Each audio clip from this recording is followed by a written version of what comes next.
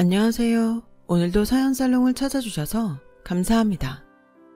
40대 여자입니다. 저는 올해로 치위생사로 근무한 지 15년 차 되었는데요. 저희 집안의 동서 이야기를 해볼까 해요. 저희 도련님은 꽤 늦은 나이에 장가를 가게 되면서 저희 집안에 동서가 들어오게 됐어요. 아직도 도련님께서 동서에 대한 이야기를 처음 꺼냈을 때 그날의 분위기가 잊혀지지 않는데요. 아우, 너 장가 안 가겠다 그래 하더니 결국 누굴 데려오는 거야? 그래, 뭐 하는 아가씨냐? 아, 그 사람은 현재 치과 의사예요. 뭐라고? 의사? 아니, 네가 어쩌다 그런 아가씨랑 엮이게 된 거냐? 사실 저도 이런 사람이랑 제가 엮일 줄 몰랐는데 지인과 만난 자리에서 어쩌다 만나 몇 마디를 나눠보니까 서로 취미도 비슷하고 좋아하는 것도 비슷해서 대화가 잘 맞더라고요. 그러다 보니 결혼까지 생각하게 되었고요. 어머니, 그간 자식이 장가 안 가서 걱정이 많으셨을 텐데 죄송합니다. 이제라도 가게 됐으니 마음 푹 놓으세요. 그래, 너무 잘 됐구나. 사람 됨됨이도 중요하지만 집안도 직업도 중요하지. 언제 그 아가씨를 볼 수 있는 거야?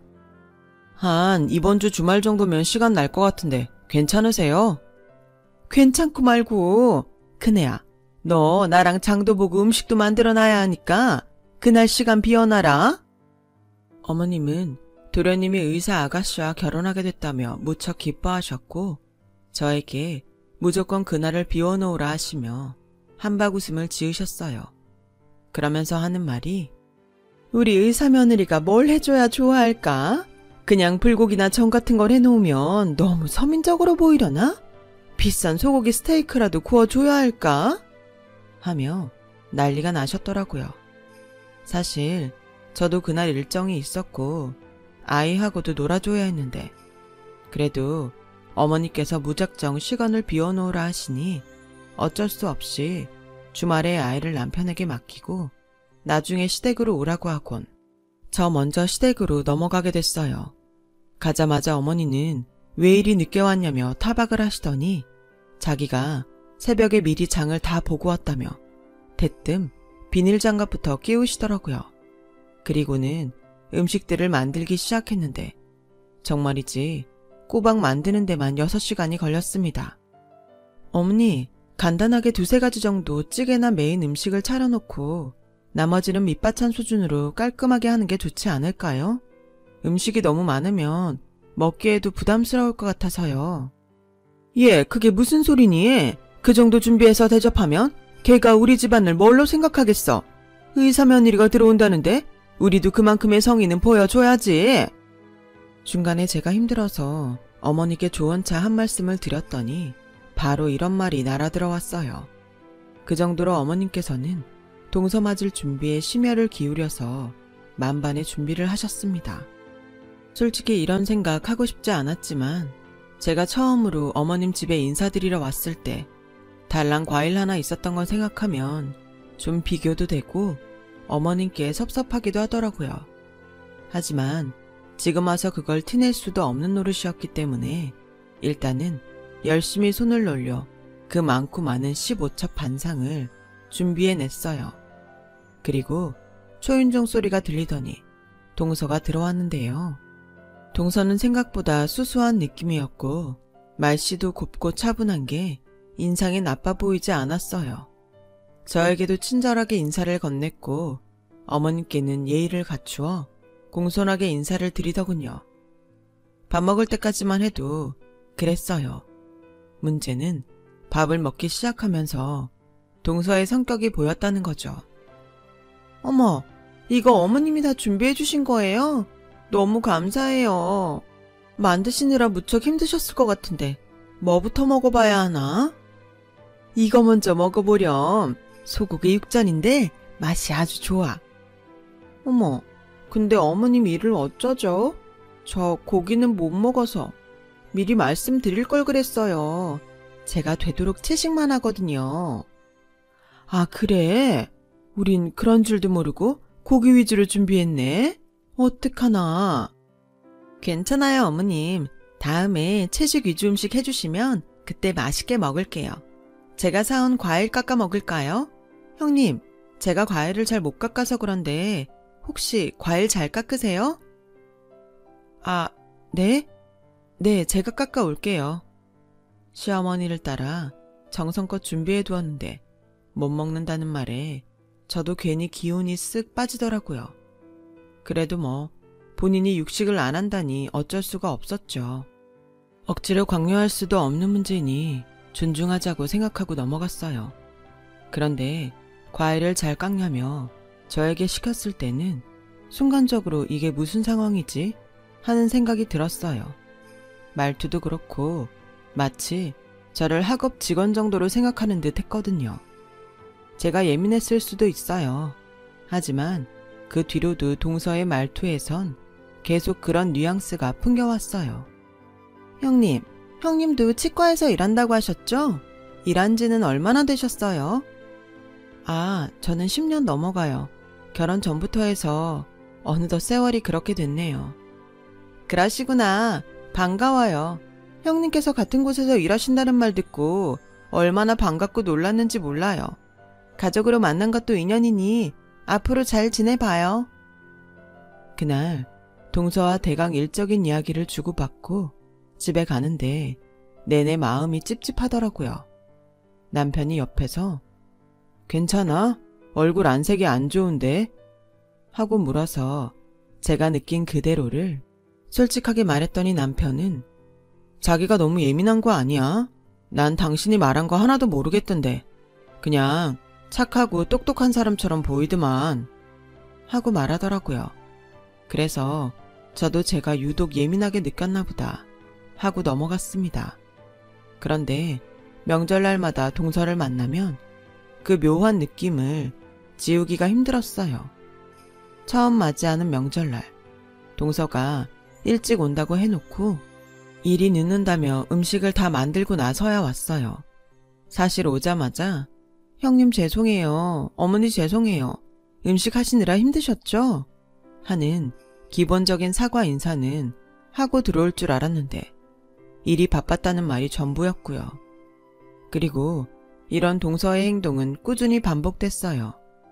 시어머니는 이에 대해 절대 지적하지 않았고 힘든 사람은 저뿐이었죠.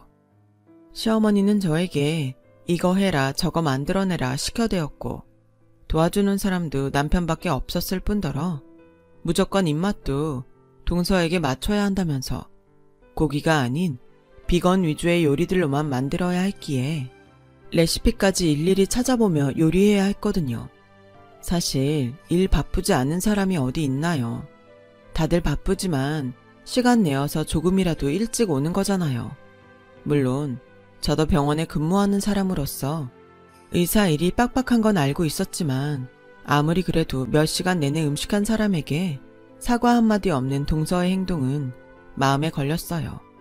어머니는 아무 감정도 못 느끼시는지 역시 그런 동서를 감싸기에만 급급했고요. 그날도 그랬어요. 어머니, 제가 일이 바빠 늦었네요. 좋은 냄새 나는데요? 얼른 와라 아가. 배고프지? 오늘 음식은 네가 좋아하는 야채 중심으로 했어. 고기는 하나도 없다. 어머 정말요? 어머님 역시 짱이에요. 우리 아가 먹고 싶다는데 당연히 해줘야지. 얼른 옷 벗고 앉아라. 시어머니는 동서를 앉히더니 그때부터 어미새처럼 동서의 밥숟갈에 하나하나 얹어가며 입에 넣어주더라고요. 동서는 연신 웃으며 저에게 고맙다는 말 한마디 없이 그걸 넙죽넙죽 받아먹고 있었고요. 왠지 모르게 보기 싫은 광경이었어요. 차라리 고개를 돌리자 싶어 부엌에 있는데 갑자기 이어지는 동서의 말에 부엌에 있다 화들짝 놀라고 말았어요. 어머, 이거 김치전이 왜 이렇게 짜요, 어머님? 김치전? 어디 맛 좀 보자. 아유, 좀 짜긴 하네. 얘, 큰애야, 이거 네가 반죽한 거지? 너 김치전을 왜 이리 짜게 만들었니? 아니, 내가 김치전 만들 때 우리 둘째 아가 짠 거 싫어하니까 잘 요리하라고 몇 번 말하지 않았니? 내 말을 귀뚱으로 들은 게야. 어머님, 저 평소대로 만들었는데요. 별로 짜지도 않고요. 형님, 그럼 제 입맛이 어디 잘못됐단 얘기예요? 이거 짜요. 동서, 그게 아니라. 됐다. 그만해라. 아가야, 제가 저런다. 덤벙덤벙 실수투성이야. 앞으로는 내가 단단히 주의시키마. 기분 풀고 다른 거 먹자. 그나저나 아가, 요즘 일이 많다며. 진환이가 그러던데 스트레스가 아주 심하다며. 일도 좋지만 몸 사려가면서 아껴가면서 해라. 그러다 몸 버리면 큰일 난다. 네, 역시 저 걱정해 주시는 건 어머님밖에 없어요. 감사해요. 근데 형님 혹시 기분 상하신 건 아니죠? 표정이 왜 그러세요? 예, 작은 아가가 짜다고 말할 수도 있는 거지. 솔직히 평 좀 했다고 그걸로 윗사람이 화가 나서 대놓고 표정을 굳히고 있으면 어쩌니? 속 좁아 보이게 말이야. 얼른 표정 안 푸니? 정말 가지가지더라고요. 제가 만든 김치전이 짜다며 갑자기 시비를 거는 동서나, 그걸 받아치며 저에게 뭐라 하시는 시어머니나, 둘이 죽이 너무 잘 맞아 마치 한 쌍의 원앙새인 줄 알았어요. 게다가 동서가 저에게 얄밉게 표정이 안 좋다며 굳이 지적을 하고 나서니 그때쯤 되어선 저도 참을 수가 없었어요. 네, 차라리 잘 됐네요. 말 나온 김에 저도 속 시원하게 말씀드릴게요. 동서, 솔직히 말해서 동서의 행동 몇 가지 때문에 기분이 좀 나빴어. 일단 동서는 지금 몇 번이나 명절날 바쁘다고 일찍 오지 않아서 나 혼자만 일을 하게 됐어. 근데 일이 그렇게 됐으면 나한테 적어도 사과 몇 마디 정도는 해줄 수 있는 거 아니야? 난 동서한테 사과 한마디 들어본 적이 없어. 그리고 어머님께서도 무조건 그런 동서를 감싸고 돌 게 아니라 잘못된 건 잘못됐다 말씀해 주셔야죠. 음식도 안 하고 음식에 대해 불평만 하면 제 기분도 상한다고요. 동서나 저나 어머님 같은 며느리인데 이러시면 저는 차별이라고 느낄 수밖에 없어요. 속상하기도 하고요. 기가 막혀. 큰아가, 너 뭐라 하는 거니 지금? 그럼 작은 아기가 다른 것도 아니고 중요한 일 하느라 바빠서 늦게 왔다는데 거기다 대고 우리가 일찍 오라고 닥달을 해야 맞다는 거야? 너야 시간이 남아돌아 여기 와서 일해도 되는 사람이지만 작은 아가는 의사야. 귀한 사람이 어렵게 발걸음 해줬으면 잘해줬다고 따뜻하게 맞이해줘야지. 어떻게 윗사람이 돼서 그렇게 안 좋은 점만 꼬집어서 말하려는 게야. 그렇게 해야 네 마음이 편하니? 작은 아가한테 얼른 사과해라. 형님, 듣다 보니 좀 그렇긴 하네요. 어머님, 형님 원래 저러신 분인가요? 아님 저한테 악감정이라도 있으신 거예요? 제가 원래 성격이 모난 구석이 있다. 아량 넓은 작은 아가, 내가 이해해라. 아휴, 윗사람이 되어가지곤 미안하다. 내가 대신 사과하마. 네, 제 말이 떨어지기 무섭게 저는 그날 시어머니에게는 온갖 구박을, 동서에게는 듣기 싫은 소리를 들어야 했어요. 차라리 말을 꺼내지 말걸 후회가 되더라고요. 진심 어린 사과를 들을 줄 알고 기대했던 제 스스로가 바보 같았고요. 저는 그 자리에서 도저히 있을 수 없다고 생각돼 그냥 말없이 자리를 박차고 일어나 버렸고, 그 뒤로 들려오는 시모의 말은 죄다 무시해버렸어요. 남편은 나중에 이 일을 듣고 버럭 화를 내더군요. 아니, 엄마가 당신한테 그런 말을 했단 말이야? 엄마는 꼭 이런 식이야. 어렸을 때도 진환이만 공부 잘해서 얼마나 이뻐했는지 몰라. 이거 사준다 저거 사준다. 진환이 공부하니 너는 방해하지 말아라. 그때도 엄마한테 차별받고 무시당한 게 마음에 남아 지금까지 있는데 당신한테도 그런 대접을 하다니 엄마한테도 정말 실망이다. 내가 단단히 말해둘게. 아니야, 그러지 마. 바뀌실 분도 아닌데 못하러 그래. 넘어가긴 이런 걸 넘어가면 안 되지. 내가 엄마에게 말할게. 남편은 고맙게도 제 편을 들어주며 제 마음을 달래주려 했어요. 하지만 남편이라도 마음을 다 알아주는 건 아니었어요. 그 순간 기분은 풀렸지만 마음의 멍은 가라앉지 않았죠. 그리고 동서와 저를 두고 하시는 차별은 어머님의 환갑 잔칫날 두드러졌는데요. 저는 평소 어머님이 원하시던 대로 좋아하는 음식들을 주문하고 케이크와 꽃다발, 선물을 준비해 갔어요. 나름대로 시간도 쓰고 돈도 들여 정성을 쏟은 것이었는데 동서가 준비한 선물은 제가 준비했던 공진단 세트와는 비교가 될 만한 금액의 선물이더라고요. 고급 명품백이었는데 막상 저도 돈 들여 준비했다지만 동서와 같이 선물을 건네려니 민망해지긴 하더군요. 역시나 시어머니는 핸드백을 받자마자 놀라움을 감추지 않으셨어요. 어머, 이거 한정판 아니냐? 아니 아가, 이 비싼 선물을? 어머님, 그간 해주신 거에 비하면 약소하죠. 제 성이라 생각하시고 부담 없이 받아주세요. 그리고 어머님, 다음번엔 저랑 백화점도 한 바퀴 돌아요. 어머님 요즘 겨울옷 없다 하셨잖아요. 저랑 같이 백화점 돌면서 예쁜 옷도 사고 맛있는 것도 사 먹어요. 아우, 이렇게 예쁠 수가? 너는 말도 어쩜 이리 예쁘게 하는 거냐? 이러니 사랑받지. 사람이 사랑받는 데엔 다 이유가 있다니까. 내가 마침 딱 옷도 가방도 떨어진 차였는데 아가, 네가 선물해준 걸 들고 다니면 되겠구나. 세상아, 며느리가 이렇게 좋은 거구나. 지금껏 내가 이 기쁨을 모르고 살다 이제야 알게 됐다. 이제야 알게 됐어. 내가 전생에 무슨 일을 했길래 이런 복덩이가 집에 들어온 건지. 어머, 어머님, 말만이라도 감사해요. 시어머니가 대놓고 제 앞에서 이제야 며느리 얻은 기쁨을 알게 되었다며 웃으시는데 저도 남편도 얼굴이 굳어졌습니다. 남편은 지난번 일이 생각난 듯 시어머니를 원망스레 노려보았지만 시어머니는 남편 쪽 신경도 쓰지 않고 계속해서 동서와 언제 백화점을 돌까 하며 대화를 이어나가셨어요. 근데 여기까지였다면 참을만 했을 겁니다. 식사가 끝날 무렵 동서가 제가 들고 온 선물을 보면서 조롱을 하는 거예요. 형님, 근데 선물이 좀 약소하지 않나요? 아무리 그래도 어머님 환갑인데 공진단 세트는 차라리 안마의자 같은 걸 해오시지 그러셨어요. 보니까 어머님 집에 건강식품도 많던데. 어머님, 형님은 어머니에게 별로 관심이 없나 봐요. 제가 뭘 알겠니? 쟤는 원래 시애미한테 관심도 없고 이런데 정성 들일 줄도 모른다.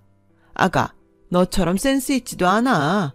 나는 지금껏 그러려니 살았다. 그래도 네가 들어와 일이 나를 기쁘게 해주니 내가 더 바랄 게 없구나.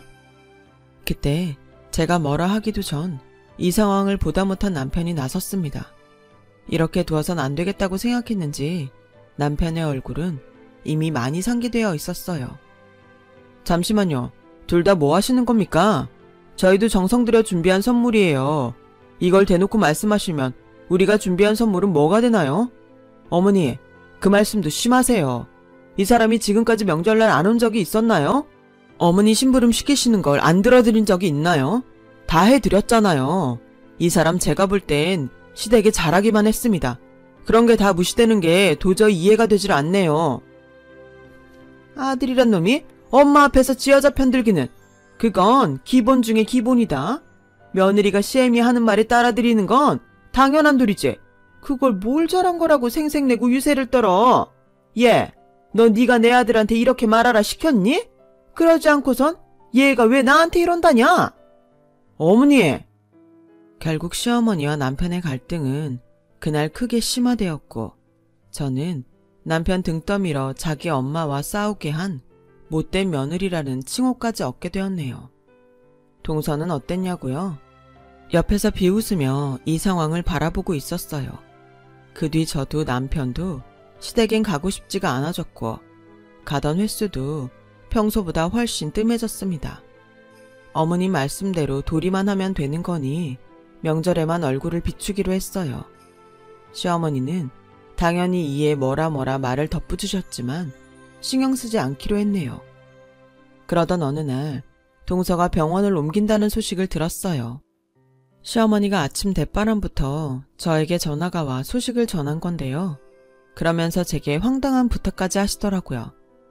네 동서가 강남 한복판에 병원을 차린다는데 돈 좀 보태줘라. 네? 돈이요? 그래, 나도 보태는데 네가 윗사람으로서 모범을 좀 보여줘야 하지 않겠냐? 우린 다 한 가족이잖아. 이런 일에 돕고 나서야지. 시어머니는 다짜고짜 저에게 돈을 요구하셨어요. 제가 도대체 왜 이쁘지도 않은 동서 개업에 돈을 보태야 하는지, 제가 형편이 안 되어 그럴 수 없다 하자 시어머니는 갖은 막말을 하시더라고요. 가족이면 이런 일에 나설 줄도 알아야지. 너는 참 이기적이다, 이기적이야. 나한테 신경 안 쓰는 건 그렇다 쳐도 하나뿐인 동서에게 그리 대하고 싶으냐? 사람이 마음을 좋게 써야지. 그러니 네가 그 모양 그 꼴로 사는 거다. 시어머니는 그리 말하고 막무가내로 전화를 끊어버렸고 저는 황당함에 말이 나오지 않더라고요. 그러던 중 동서에게 연락이 왔더라고요. 동서는 저에게 전화를 걸어와 역시나 똑같이 돈 얘기를 꺼내려고 하는 모양인지 잠깐 보고 싶다고 말했어요. 그것도 전에 없던 상냥한 목소리로 말이죠. 형님, 시간 좀 내주세요. 오랜만에 여자들끼리 대화도 나누고요. 저도 형님과 나누고 싶은 얘기가 얼마나 많은지 몰라요. 제가 형님 직장 근처 카페로 갈게요. 그래? 알겠어. 그럼 8시까지 와줘. 동서와 단 둘이 만나고 싶진 않았지만 일단 저도 얼굴은 보고 안 된다고 확실히 말해두어야 뒷말이 나오지 않을 것 같아 약속을 잡았죠. 만나기 전까진 어떻게 말할까만 생각했지 그날 제가 그런 충격적인 얘기를 듣게 될 줄은 꿈에도 몰랐어요. 근데 하늘이 저에게 기회를 준 건지 당일날 생각보다 일이 늦게 끝나 만나기로 한 카페에 동서보다 늦게 도착을 하게 되었어요. 빠른 걸음으로 동서를 찾고 있는데 동서는 제가 온 줄도 모르고 누군가와 통화를 하고 있더라고요. 그때 저는 동서를 부르려던 찰나 동서의 입에서 흘러나온 한 단어에 걸음을 멈추게 되었습니다. 바로 엄마라는 단어였습니다. 엄마 지금 약속에 있어서 나와 있으니까 우리 딸 아줌마가 차려주는 밥 먹고 있어. 엄마가 지연이 좋아하는 인형 사갈게. 엄마? 저는 엄마라는 단어에 그만 너무 놀라 동서가 저를 부르는 소리도 놓치고 말았습니다. 동서는 제가 들었다고 상상도 못했는지 저를 보고 쌩긋쌩긋 웃으며 인사를 하곤 안부를 묻는데 저는 대화에 제대로 집중조차 할 수 없었어요. 그리고 동서의 돈 빌려달라는 제안에 형편이 안 된다고 짧게 거절만 하고 집으로 돌아오게 되었습니다. 저는 집에 도착하자마자 남편에게 이 일을 말했어요. 남편 역시 경악을 했죠. 정말? 엄마라고 했다고? 분명히 내가 들었다니까 여보. 아무래도 수상해. 아니 그럼 내 동생이 애엄마랑 결혼한 건데 말도 안 돼. 어떻게 애가 있는 걸 숨기기까지 했겠어. 남편은 말도 안 된다고 했지만 저는 왠지 이 일을 그냥 넘겨선 안 될 것 같다는 이상한 직감이 들었어요. 그래서 흥신소에 동서에 대한 의뢰를 하게 되었어요. 그로부터 일주일 뒤 동서의 치과 개업날 시어머니로부터 연락이 왔어요. 어떻게 사람이 그럴 수 있는 건지 제 상식으로는 이해할 수 없는 분이었습니다. 잠만 말고 얼른 개업식에 와라. 지금 여기 할 거 천지야. 음식도 날라야 하고 중간중간 쓰레기도 갖다 버려야 한다. 중요하신 분들도 많이 오는 자리니 최대한 갖춰서 와라. 또 대충 시장 아줌마처럼 입고 와. 시애미 창피하게 하지 말고. 시어머니 말을 듣는데 너무 화가 나 꽉 찐 주먹이 부르르 절로 떨렸어요. 하지만 저는 꾹 참고 네 갈게요 어머니 하고는 동서의 병원으로 갔어요. 제가 물론 준비 없이 간 건 아니었어요. 저도 만반의 준비를 하고 간 거였죠. 병원에 들어가자마자 출장 뷔페를 불렀는지 고급스러운 음식들이 가득 차려져 있었고 사람들도 꽤 많이 와 있더군요. 만족스러운 세팅이었어요. 저는 동서에게 곧바로 다가가 인사를 건네었고 동서는 제가 예상한 반응을 보였네요. 어머, 형님 오셨어요? 형님, 이거 앞치마 받으시고요. 저기 화분부터 좀 옮겨주실래요? 화분? 네, 큰 화분이라 사람이 2명 필요했거든요. 형님이 힘쓰는 일 잘하잖아요. 형님이 오셔서 제가 이제 한결 마음이 놓이네요. 그럼 수고해주세요. 그때 저는 동서를 잠깐 붙잡았어요. 그리고 동서에게 사진 한 장을 건네었어요. 이게 어떻게 형님 손에... 내가 묻고 싶네. 동서는 도대체 뭐라고 다니는 사람이야? 어머님은 이걸 아시나? 동서는 저에게 받은 사진 한 장을 부들부들 떨며 바라보았어요. 동서 얼굴이 좋지 않자 시어머니도 어느새 옆에 와 사진을 함께 보시게 되었고 제 말을 들은 시어머니의 얼굴 또한 새파랗게 질려버렸죠. 어떻게 자기 딸이 있는 걸 숨길 수가 있어? 조사해보니 다른 남자 사이에서 낳은 7살 난 애도 있고 심지어 그 남자랑도 아직 만나던데 스킨십도 하고 같이 모텔 들어가는 사이면 상간남이라고 해야겠지? 무슨 말이에요 그게 형님? 어디서 이런 말도 안 되는 사실을 가져와서 저를 음해하려 들고? 아가, 내가 지금 잘못 본 거지? 이거 너 아니지? 조작이에요 어머님. 이거 저 아니에요. 아니 근데 왜 네가 여자아이랑 다정하게 손을 잡고... 모두 사실 맞고 제가 흥신소에 의뢰해서 확인한 것들이에요. 원하시면 녹취 파일까지 들어보세요. 동서와 동서 딸이 나누는 대화까지 녹음되어 있으니까요. 저는 시어머니의 반응을 지켜보며 천천히 녹음 파일을 들려주었고 그 안의 음성을 듣자마자 시어머니는 그만 몸을 가누지 못하고 우당탕 소리를 내며 쓰러졌어요. 시어머니가 쓰러지는 소리에 사람들이 이쪽으로 몰려들더라고요. 저는 사람들이 있는 무리 안에서 그 다음 녹음 파일을 켰습니다. 다음 녹음 파일엔 동서와 동서의 상간남이 나눈 대화가 녹음되어 있었는데 차마 인간이라고 볼 수도 없는 동서의 충격적인 실체가 드러나 있었죠. 그러니까 그 시어머니란 사람이 당신 병원 차려준다는 거지? 그래, 그렇다니까. 지금에야 내가 빚도 있고 애도 있어서 사는 게 그저 그렇다 쳐도 강남의 병원만 개업해봐. 돈 버는 거 순식간이지 뭐. 시어머니란 사람도 참 멍청하다니까. 내 의사 직함 하나만 보고 그 큰 돈을 턱턱 주고 말이야. 맞아. 당신한텐 돈줄이야 돈줄. 그 줄 절대 놓지 말고 꼭 붙잡고 있어야 한다. 알겠지? 그래야 나도 살고 우리 딸도 살아. 어머님은 그 얘기까지 듣자 믿을 수 없다는 얼굴로 동서를 쳐다보다 그만 동서의 얼굴에 뺨을 쳐버렸고 동서는 얼굴을 감싸주며 울음을 터뜨리더니 밖으로 뛰쳐나가버렸습니다. 그리고 저는 더 이상 이 난장판에 끼기 싫어 사진들을 그대로 서류 봉투 안에 넣고 뒤돌아섰어요. 동서는 사기죄로 고소를 당했고 또 이혼 소송까지 걸려버렸죠. 어머니와 동서, 한때 죽고 못 살던 두 사람이 이렇게 갈라진 모습을 보니 묵은 한이 사라진 듯 너무 상쾌했어요. 또 사람의 밑바닥을 다 본 기분이라 한편으론 씁쓸하기도 했고요. 지금도 가끔씩 동서를 생각하면 믿기 힘들 때가 많아요. 저도 이런데 서방님은 더 아시겠죠. 서방님은 아직도 충격에서 헤어나오지 못하시고 현재 우울증 치료를 받고 계세요. 그래도 어찌됐든 이 일로 시어머니도 정신을 차리시고 저 역시 더 이상 두 사람에게 노란하지 않아도 되니 속은 시원해요. 부디 여러분들께엔 이런 사람 마주칠 일 평생에 한 번이라도 없었으면 합니다. 가족이 되실 일은 더더욱 없었으면 해요. 하루하루가 평안하고 행복하시길 바랍니다. 지금까지 긴 이야기 들어주셔서 감사합니다. 여러분, 사연 댓글에 응원과 현명한 조언 부탁드려요. 좋아요와 구독은 저에게 큰 힘이 됩니다. 오늘도 좋은 일 가득하세요.